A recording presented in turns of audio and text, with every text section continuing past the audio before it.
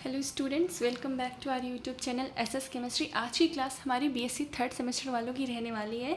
आज हम स्टार्ट करने वाले हैं बीएससी थर्ड सेमेस्टर की केमिस्ट्री। आपका ये पेपर का नाम है chemical dynamics and coordination chemistry. आज हम उसकी फर्स्ट यूनिट स्टार्ट करेंगे, केमिकल काइनेटिक्स। जैसे कि आप लोग नाम से ही समझ रहे हो, काइनेटिक्स यानी कि हम किसकी बात करने वाले हैं यहाँ पर? गति की। गति किसकी? ऑब्वियसली हम केमिस्ट्री पढ़ रहे हैं तो हम किसकी बात करेंगे? केमिस्ट्री की। रिएक्शंस की। अगर हम केमिस्ट्री की बात करते हैं तो केमिस्ट्री में क्या है? रिएक्शंस ही तो है। तो अगर हम केमिकल काइनेटिक्स पढ़ रहे हैं, दैट मीन्स हम गति पढ़ रहे हैं किसकी? रिएक्शंस की। जो आपकी रिएक्शंस हैं, रिएक्शन लाइक आपका जो अभिकारक है वो उत्पाद में किस गति से परिवर्तित हो रहा है, कितने समय को लेकर परिवर्तित हो रहा है, उसे कितना समय लग रहा है परिवर्तित होने में, ये सारी चीज़ें हम इसमें पढ़ने वाले हैं। क्योंकि जब हम केमिस्ट्री की बात करते हैं तो यही सारी चीज़ें होती हैं कि आपकी जो रिएक्शन है वो कैसे हो रही है, किस प्रकार से आपका रिएक्टेंट जो है वो प्रोडक्ट में बदल रहा है, कितना समय ले रहा है को। अगर हमें रिएक्शन को स्लो करना है तो हम किस चीज़ का यूज़ कर रहे हैं, अगर हमें रिएक्शन को फास्ट करना है तो हम किस चीज़ को यूज़ कर रहे हैं, राइट। ये सारी चीज़ें हम पढ़ते हैं केमिस्ट्री में। तो इसमें हम सर बात करने वाले हैं काइनेटिक्स यानी कि रिएक्शंस की गति की जो आपकी रिएक्शंस होती हैं वो किस गति से होती हैं, उनकी रेट क्या होती है प्रोसीड होने की।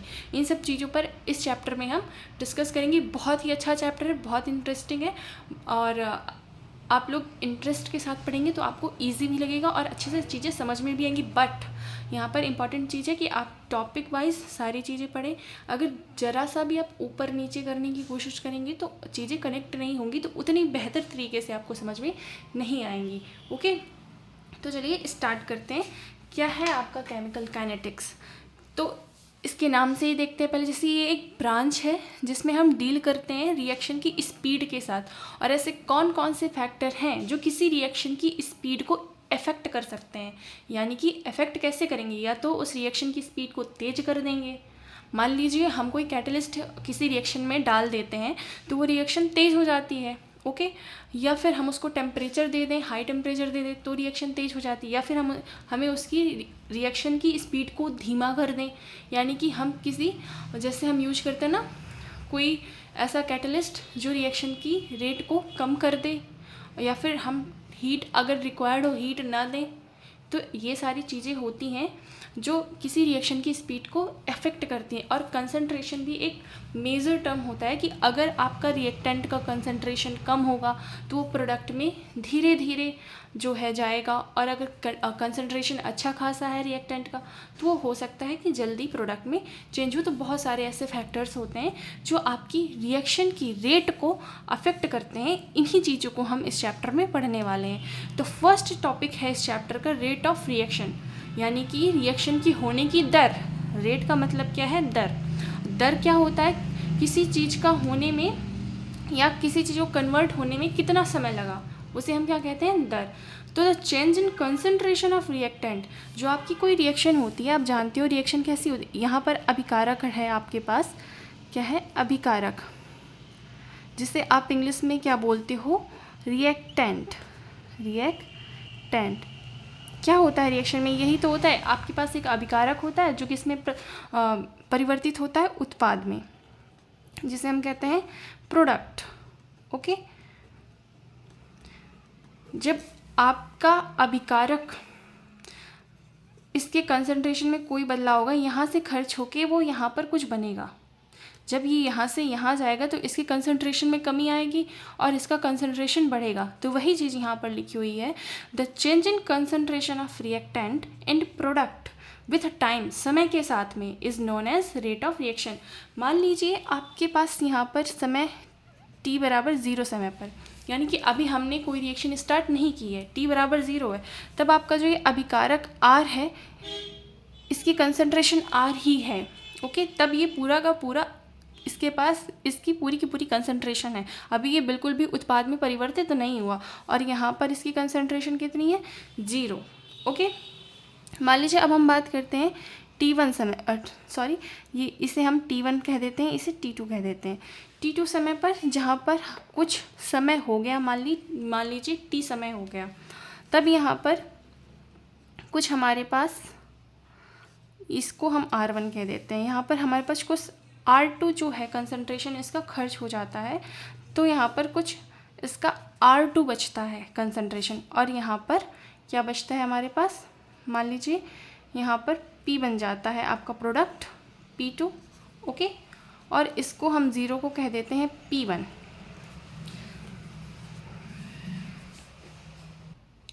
ओके, तो यहाँ तक समझ में आया। अब मैं यहाँ पर आपको मान लीजिए अभिकारक हम कोई A ले लेते हैं, आपके पास कोई A है, A से यहाँ पर क्या बन रहा है B, t बराबर 0 समय पर यहाँ पर ये A था और ये 0 था, और मान लीजिए यहाँ पर t बराबर आप ले रहे T1 बराबर t समय, ओके, तब ये बन गया कितना A माइनस A, तो ये मान लीजिए यहाँ पर बन गया कुछ x आपका प्रोडक्ट बन गया, ओके। जब हम इसके रेट को लिखेंगे तो हम लिखेंगे change in concentration of reactant. समय के साथ आपको पता है हम देख रहे हैं चीज़ें क्या हो रही है समय के साथ, और इसके आगे हम माइनस लगाएंगे। माइनस क्यों लगाया है वो भी बताऊंगी। Is equal to change in concentration of product, ये है आपका रेट, ओके। तो इस प्रकार से हम रेट को लिखते हैं। अब मैंने कहा यहाँ पर माइनस क्यों, क्योंकि ये अभिकारक जो है आपका, पहले तो आपका पूरा अभिकारक था जब समय आपका 0 था, कोई रिएक्शन आपकी प्रोसीड नहीं हुई थी, तब ये आपका पूरा का पूरा अभिकारक आपके पास था। जब कुछ समय बाद हमने देखा तो कुछ अभिकारक जो है उत्पाद में परिवर्तित हो गया था, तब आपने देखा कि यहाँ पर अभिकारक की कंसंट्रेशन में कमी हुई ना। जब हम जब हम इसका निकालेंगे rate of disappearance of reactant, यानी कि हम देखेंगे कि कितना जो आपका अभिकारक है खर्च हो चुका है किसी समय के बाद, तो वो हम कैसे निकालेंगे, जो कंसंट्रेशन आपका फाइनल मिलेगा, फाइनल में जो आपको कंसंट्रेशन अभिकारक का मिलेगा, और जो आपका इनिशियल कंसंट्रेशन था अभिकारक का, उसको जब आप माइनस करोगे तब ही मिलेगा ना। और आप देखोगे जो आपका फाइनल कंसंट्रेशन है इसका रिएक्टेंट का वो कम हुआ है, इस वजह से वो माइनस का आएगा। चलिए मैं आपको करके बताती हूँ। यहाँ पर जैसे आपका ये रिएक्टेंट है, रिएक्टेंट ये चेंज हुआ किसमें, प्रोडक्ट में। यहाँ पर मैंने कहा ये t बराबर 0 पर ये आपका R1 ही है, कोई रिएक्शन नहीं हुई अभी, बिल्कुल भी ये प्रोडक्ट में चेंज नहीं हुआ। यहाँ पर प्रोडक्ट की मात्रा क्या है 0। जब हम T1 बराबर जब आपका कुछ समय बाद हम देखते हैं तो ये R2 बचता है, और ये क्या हो जाता है आपका कुछ प्रोडक्ट P1 फॉर्म, यहाँ पर हम इसे P1 मान लेते हैं। ये प्रोडक्ट जो 0 है उसे हम P1 कह रहे हैं, और जो कुछ टाइम के बाद आपका प्रोडक्ट बना उसे हम P2 कह दे रहे हैं, ठीक है। अब हम देखेंगे इसका ये जो आपका रिएक्टेंट है, यानी कि rate of disappearance of reactant, rate of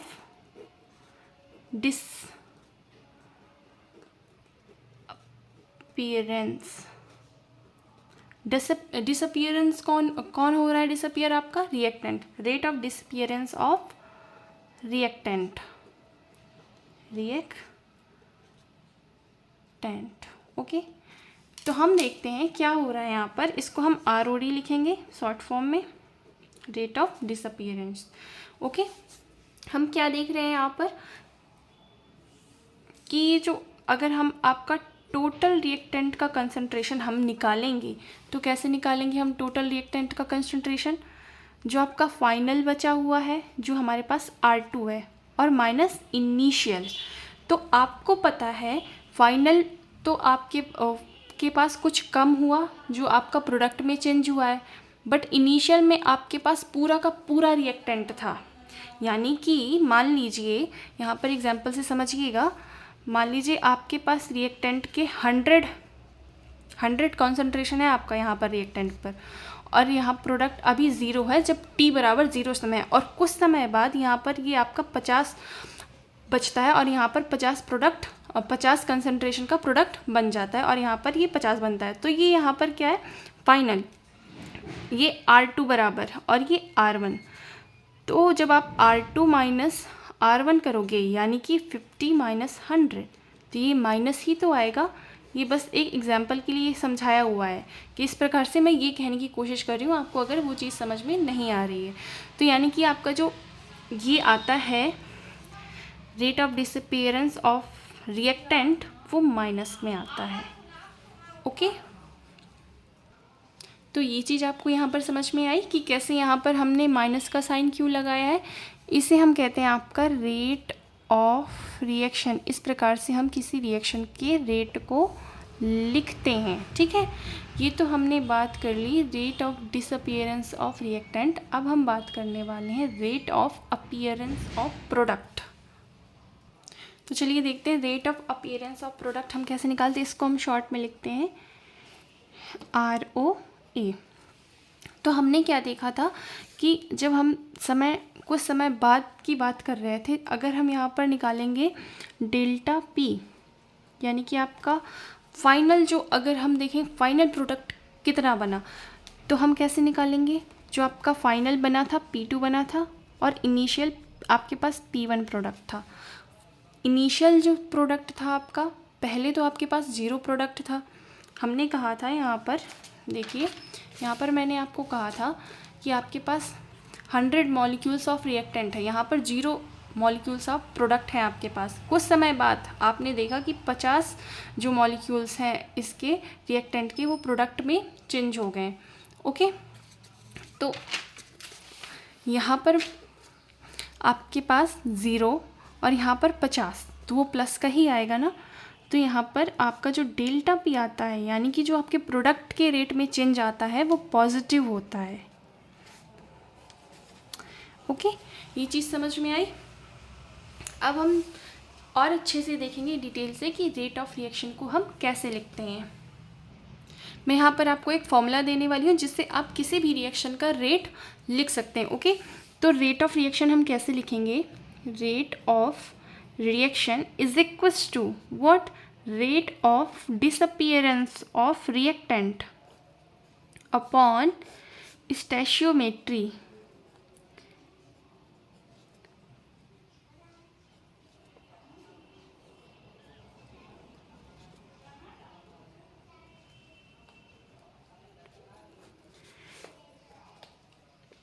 is equals to rate of appearance of product upon stoichiometry। स्टैचियोमेट्री तो आप जानते हैं, जो नंबर्स आपकी रिएक्शन को बैलेंस करने के लिए हम आगे लगाते हैं, उसे हम उस रिएक्शन की स्टैचियोमेट्री कहते हैं। ओके, तो ये आपके पास एक फॉर्मूला है। अब मैं आपको कई रिएक्शंस के लिए एग्जांपल लेके रेट ऑफ रिएक्शन लिख कर दिखाऊंगी, जिससे आपको रेट ऑफ रिएक्शन को लिखना बहुत अच्छे से आ जाएगा। आई होप यहाँ तक कोई डाउट नहीं होगा। अगर फिर भी कोई भी डाउट आता है, मैं थोड़ा सा चीज़ों को ज़्यादा सिंप्लीफाई करने की कोशिश कर रही हूँ, तो हो सकता है कि आपको वो चीज़ें और डिफ़िकल्ट लग रही हों। मैं कोशिश कर रही हूँ कि वो चीज़ें और थोड़ा सा सिंप्लीफाई कर दूँ, जिससे आपको हमेशा याद रहे, आपको बार बार वही चीज़ें पढ़ने की ज़रूरत ना पड़े। और चीज़ों को अच्छे से जब आप समझ के पढ़ते हो ना, तो भूलने की कोई बात ही नहीं आती। पर भूलना तो ये है कि इस क्लास में पढ़ के गए, नेक्स्ट क्लास में भूल गए कि हम अपनी पिछली क्लास में क्या पढ़ के आए थे। पढ़ते ही हैं भूलने के लिए, तो भूलने के लिए नहीं पढ़ना है, हमेशा याद रखने के लिए पढ़ना है। ओके, तो चलिए हम एग्जाम्पल के लिए एक रिएक्शन ले लेते हैं। हमने मान लीजिए एग्जाम्पल लिया, यहाँ पर आपका 2A, यानी कि आपका जो रिएक्टेंट है यहाँ पर 2A प्लस 3V, और यहाँ पर आपका प्रोडक्ट बन गया 5P। अब इस रिएक्शन के लिए हम लोग क्या लिखेंगे, रेट ऑफ रिएक्शन कैसे लिखेंगे। हमने क्या कहा, rate of disappearance of reactant, इसकी हम लिखेंगे रेट कैसे लिखेंगे, DA अपॉन DT। मैंने आपको पीछे बताया था, इसको हम ऐसे लिखते हैं।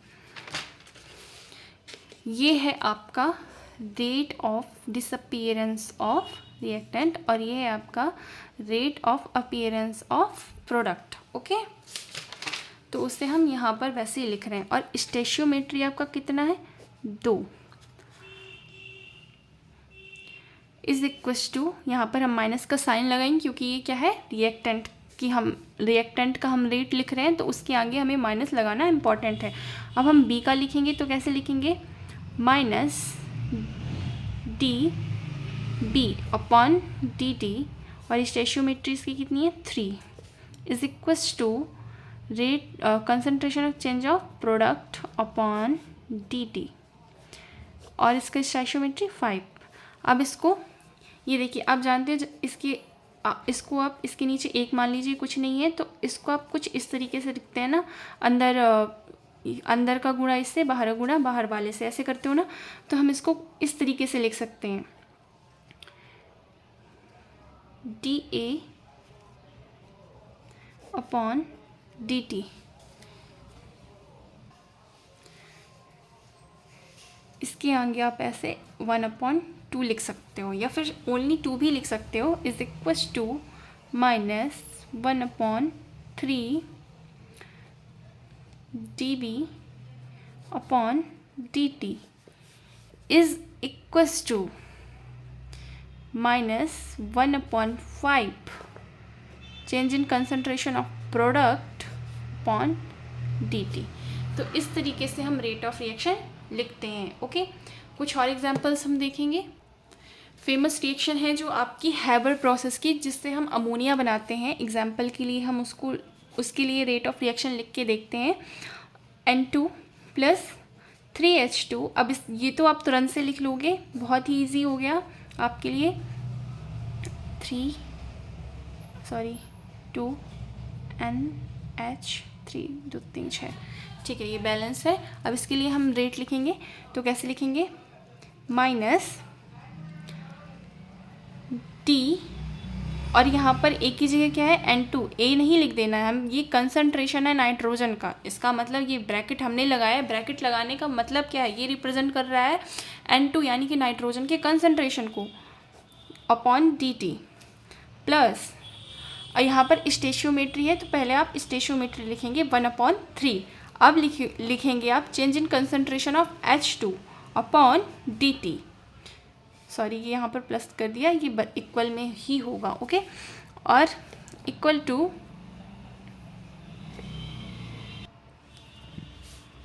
Is equals to 1/2। अब इसके आगे, प्रोडक्ट के आगे आप माइनस नहीं लगाओगे, याद रखना है आपको। माइनस कब लगाना है, रिएक्टेंट, जब आप रिएक्टेंट का रेट ऑफ रिएक्शन लिख रहे होगे तब आपको माइनस लगाना है, क्योंकि रिएक्टेंट जो है आपका धीरे धीरे कम हो रहा है। ये माइनस ये दिखाता है कि जो आपका रिएक्टेंट है वो समय के साथ में कम हो रहा है, बट प्रोडक्ट तो बढ़ रहा है।